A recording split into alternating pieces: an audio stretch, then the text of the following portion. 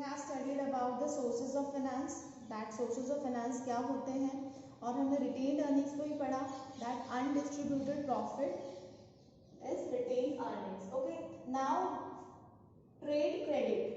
Trade credit क्या होता है? सी, ट्रेड क्रेडिट बहुत ही कॉमन एक्सपीरियंस है, ये सबने एक्सपीरियंस ऑलमोस्ट किया होता है, बस इसे फॉर्मल टर्म्स में पढ़ेंगे आप, ठीक है। लाइक कभी ऐसा हुआ है कि आपको आपके पेरेंट्स ने कहा कि उस शॉप से ले आओ, फिर आपने अगर पैसे मांगे कि आप पहले पैसे दो, कि कोई बात नहीं दे देंगे तुम लेकर आ जाओ, कभी ऐसा हुआ है? शॉपकीपर आपको फ्री में तो देगा नहीं, लेकिन बाद में पैसे जरूर लेगा, ठीक है। कभी कभार ऐसा होता है कि हम जाते हैं कि कोई इमरजेंसी हो जाती है, मतलब कि अभी तो लिया वो दे देगा, मेरा नाम लेना, ठीक है, होता है ऐसा, बाद में आप पैसे जरूर देते हैं। तो यही जो चीज़ होती है जो उधारी बेसिस पे चलती है, दैट इज ट्रेड क्रेडिट। वो हमें छोटे लेवल पे हमने समझा, ठीक है, इस एग्जाम्पल को। हालांकि कब आपको माल बिना पैसों के दिया जाता है वही हम पढ़ेंगे। सी, लाइक एक ट्रेडर है, ये भी एक ट्रेडर है, ओके, इसके पास है रॉ मटेरियल, इसको बनाने हैं गुड्स, ओके। अब ये रॉ मटेरियल किसके पास जाएगा? इस बंदे के पास जाएगा, दूसरे ट्रेडर के पास। अब क्या होता है, इसने रॉ मटेरियल्स ले लिए इससे, ठीक है, रॉ मटेरियल्स चले गए यहाँ पर, बदले में इसने अभी जो पैसा बनता है वो नहीं दिया है, ठीक है। ये कहता है कि जब मेरा माल तैयार हो जाएगा, जब उसके मेरे पास पैसे आ जाएंगे मेरे माल के बनने के बाद, जब सेल हो जाती है, ठीक है, तो आपके पैसे रॉ मटेरियल के जितने बनते हैं हम आपको दे देंगे, okay.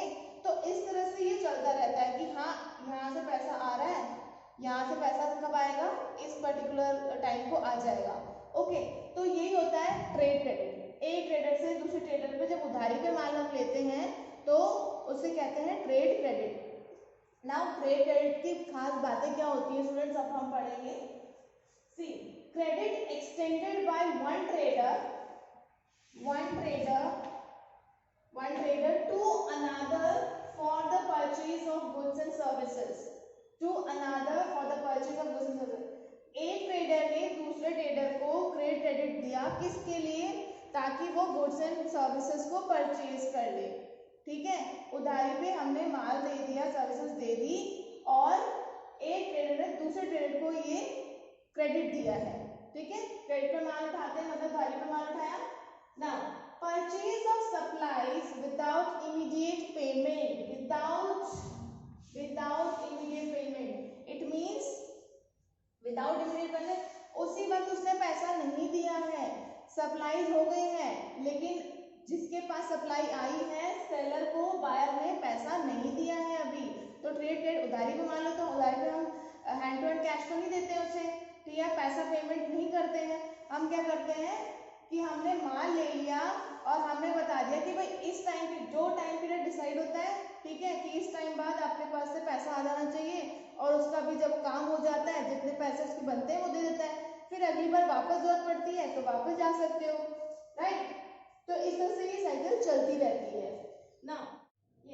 Now as a source of short term financing, short term financing क्या होता है कि लॉन्ग टर्म के लिए नहीं, ऐसा नहीं कि 2-4-5 साल के लिए आपको उधारी दे देगा, उसको भी पैसा चाहिए, वो कैसे दे सकता है आपको इतना सारा माल, उसको पैसा कैसे, फिर वो कैसे चलाएगा अपना काम, ठीक है। तो शॉर्ट टर्म फाइनेंसिंग यानी डेज डिसाइड जो आते हैं, मंथ डिसाइड होते हैं, या जितने का आप डील कर रहे हो बिजनेस के अकॉर्डिंग देखा जाता है कि कितना टाइम पीरियड के लिए फाइनेंस किया जा सकता है, मतलब it totally depend long terms के लिए नहीं है, शॉर्ट टर्म्स के लिए। And the other thing is that अगर आपको 50,000 का माल आप हमेशा उठा रहे हैं, 50,000 या 60-70-80 हज़ार का माल या लाखों में से चला, तो करोड़ों को आपका उधारी नहीं देगा कोई, ठीक है।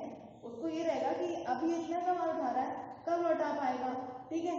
सो ये होता है as a source of short term financing के लिए। जैसे अभी तू ठीक है तू ले जा, फिर एक हफ्ते बाद लौटा देना, इतने में, जितना डिपेंड करता है आपका बिजनेस क्या है, आपकी रिक्वायरमेंट्स क्या है, ओके। और रही बात short term financing in the sense, ये भी हो सकता है कि एक ट्रेडर दूसरे ट्रेडर के साथ, या एक बंदा दूसरे बंदे के साथ जो कस्टमर है उसका सेम बिहेवियर ना रखे। टोटली डिपेंडेंट उस पर करता है कि वो उसको अंदर से लगता है कि भाई ये तो लौटाएगा पैसा, ये नहीं लौटाएगा, तो वो नहीं देते हैं। ठीक है, now it is granted to those customers who have reasonable amounts of financial standing and goodwill.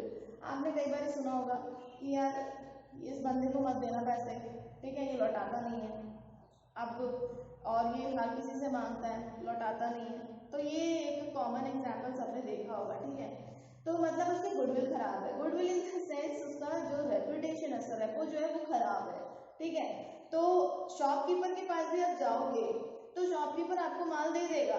उसने सोचा कि ये उस फैमिली से, फैमिली बहुत बढ़िया है, पैसे भी टाइम पे देते, आज जरूरत होगी ये दे दिया, 3 दिन बाद तो दे देगा। ठीक है, जरूरी नहीं है कि शॉपकीपर ने दूसरे बंदे के साथ भी वही बिहेवियर रखा कि यार इसके पास पैसा तो है पर इसकी आदत खराब है, इसकी हैबिट खराब है, लौटाता नहीं है, पैसे आने चाहिए। ठीक है, फाइनेंशियल स्टैंडिंग तो है बट एक ह्यूमन नेचर भी होता है किसी का, देखा होगा कि पैसे छूटते नहीं है, ले लेके हाँ टालते रहते।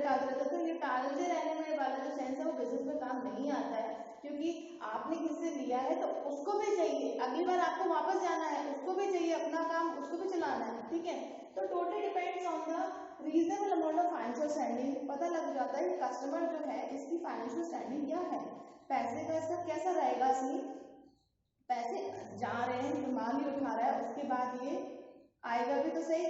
तो goodwill depends on the goodwill.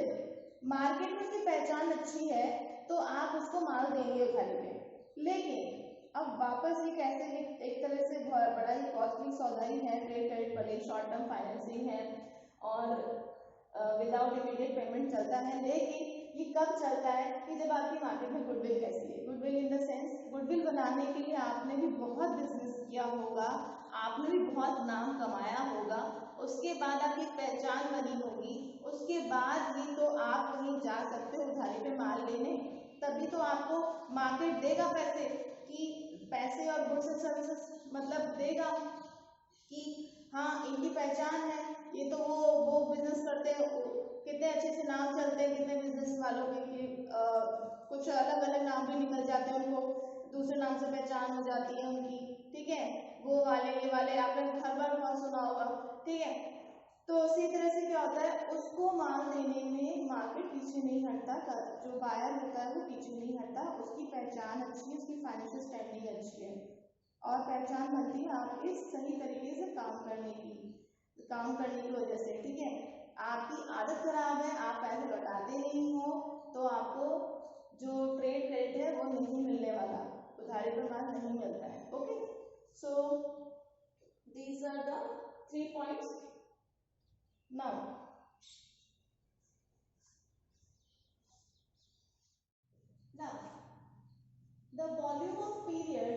the volume and period of credit extended depends on factors such as reputation of purchasing firm, financial position of the seller, past record and degree of competition in market। Simple सी बात है कि जो period होता है trade credit का, वो उस पर डिपेंड करता है कि आपका रिकॉर्ड कैसा है, मार्केट में कंपटीशन कैसा है, या financial position of the seller कैसी है। ठीक है, तभी वो उसके अकॉर्डिंग ही आपको जितने टाइम पीरियड डिसाइड करना है कि भाई 1 हफ्ते बाद पैसे दे देना, इतने डेज बाद 20 डेज के बाद दे देना। ठीक है, वो उस पर डिपेंड करता है कि वो कितना एक्सटेंड कर सकता है टाइम पीरियड को ट्रेड क्रेडिट के लिए। अगर पास रिकॉर्ड आपका अच्छा नहीं है, लेने वाले का पास रिकॉर्ड अच्छा नहीं है, ऐसा हमने पहले पढ़ा कि मार्केट में पहचान आपकी अच्छी नहीं है। ठीक है, आपकी आदत है कि आप पैसा लेते हो, मतलब आप माल उठाते हो उधारी पे और आप भूल जाते हो, आपकी आदत है कि हाँ मांगना पड़ता है, फिर आप आते हो, तो ये क्या होता है, ये चीज़ें जो सेलर होता है फिर वो अपने हाथ थोड़े पीछे कर देता है कि भाई इस बंदे को हमें ट्रेड क्रेडिट नहीं देना है। ठीक है, बहुत सारी चीज़ों पर डिपेंड रहता है कि purchasing firm, reputation of purchasing firm कैसी है। ठीक है, दैट परचेजिंग फर्म जो लेता है, financial position of the seller and racket and degree of competition in the market. Market में कंपटीशन कैसा है, मार्केट अभी किस तरह से चल रहा है, मार्केट की जो एनालिसिस होती है उसके अकॉर्डिंग ही आपको ट्रेड क्रेडिट दिया जाता है। कितने टाइम पीरियड के लिए डिसाइड करना है, वो सब उसके अकॉर्डिंग होता है, right. Now term of trade credit में vary from one industry to another and from one person to another. Simple सी बात है, हमने पहले भी समझी कि ऐसा नहीं है कि ट्रेड क्रेडिट के कुछ टर्म्स हैं वो फिक्स्ड हैं सबके लिए, नहीं। तुम अलग हो, तुम अलग हो, तुम अलग हो, हर कस्टमर अपनी पहचान खुद लेकर आता है। अगर एक बंदे को चल ये सामान ले जा, लेकिन तू 3 दिन बाद मुझे दे देना मेरा जो बनता है, ठीक है। दूसरे बंदे को वही सेम सामान आपने दिया, लेकिन कहता कि 10-12 दिन बाद, ठीक है 10 दिन बाद तू दे देना। क्यों? क्योंकि हमें लगता है कि यार इस बंदे से पैसे इतने टाइम में आ जाने चाहिए, नहीं तो बहुत डिले हो जाएगा, आएगा नहीं।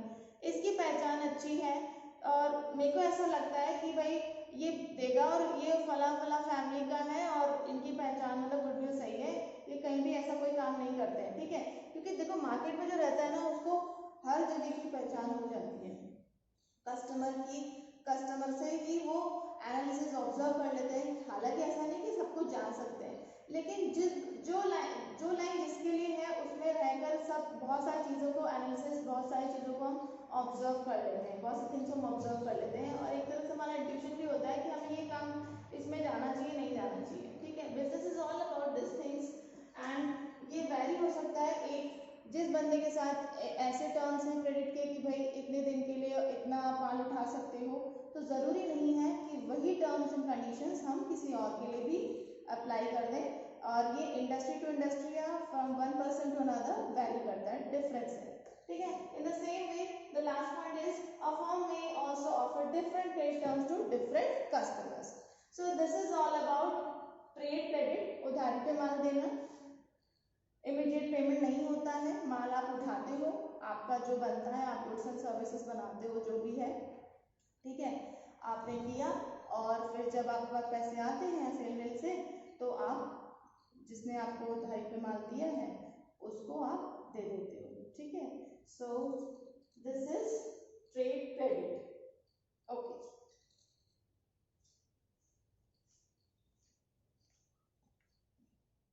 ये students now merits of trade credit. Convenient and continuous source of funds है, ये कन्वीनियंट है, आराम से आपको माल उधारी पे मिल जाता है, और कंटिन्यूस सोर्स ऑफ फंड्स है, ठीक है। आपने पैसे चुकाए, फिर नेक्स्ट टाइम आप फिर से रेडी हो जाते हो लेने के लिए, तो आपको मिल जाते हैं, ठीक है। Now may be readily available के in the case the creditworthiness of the customer is known to the seller.